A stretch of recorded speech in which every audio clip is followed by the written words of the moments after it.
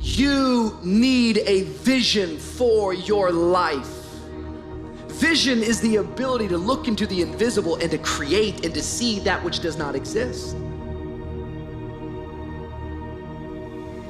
There are times in your life when you're not going to be happy, and then what are you going to do? Your goal is demolished.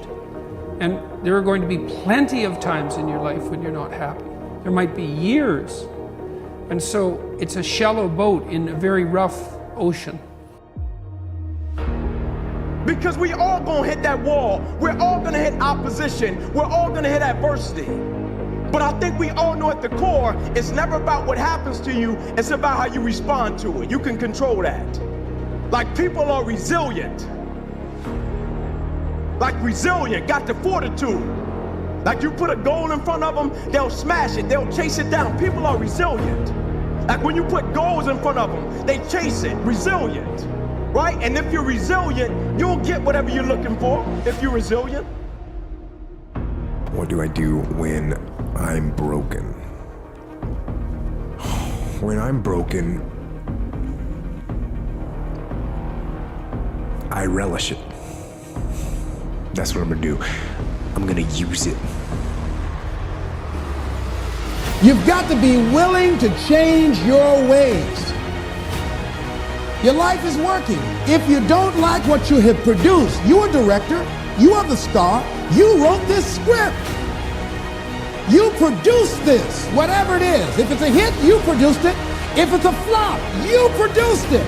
Take ownership of it and decide to go back to the drawing board and rewrite the script that you are the star of. You have the power to do that. On this day, you can declare that I'm going to change. And so every single day, with whatever you do, if it's football, if it's basketball, whatever the case may be, every single day when you do it, before you approach it, ask yourself a question. Like, at the core, I'm talking about with conviction. Say, why do I really do it? But most importantly, who am I really doing it for? If I'm broken, then I just found my limitations. And until I know what my limitations are, how can I push them?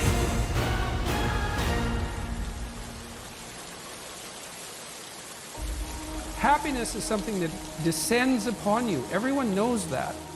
You know, it comes upon you suddenly, and then you should be grateful for it.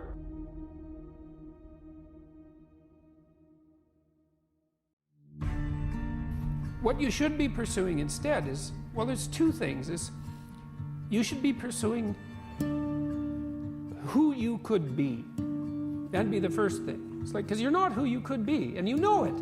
You have guilt and shame and regret, and you berate yourself for your lack of discipline and your procrastination and all your bad habits. You know perfectly well that you're not who you could be. And God only knows who you could be. And so that's how you should be that's what you should be striving for.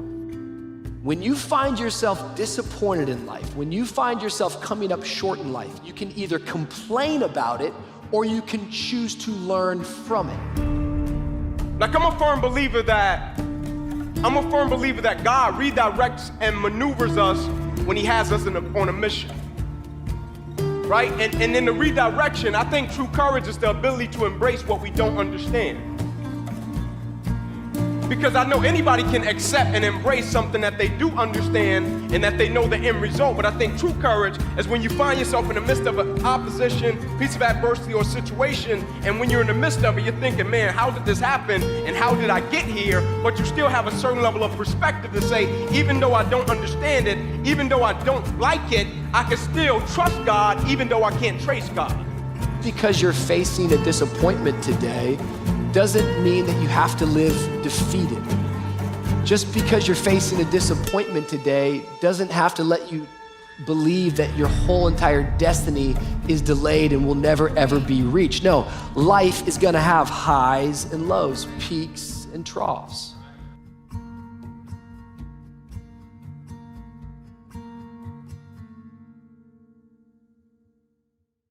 Dedicate your life to something. Dedicate your life to a cause larger than yourself. See, if you dedicate your life to a cause larger than yourself, you're not following in the crowd. It isn't one thing. And it isn't 10 things, and it isn't 100 things. It isn't a quick path, and there are no shortcuts. Getting better isn't a hack or a trick or a one change that you need to make. Getting better is a campaign. It's a campaign. It's a daily, a weekly, it's an hourly fight. Not out of convenience, but out of conviction. There's a purpose for me being here. There are non-negotiables in my life because I must accomplish this thing that God put me here to do.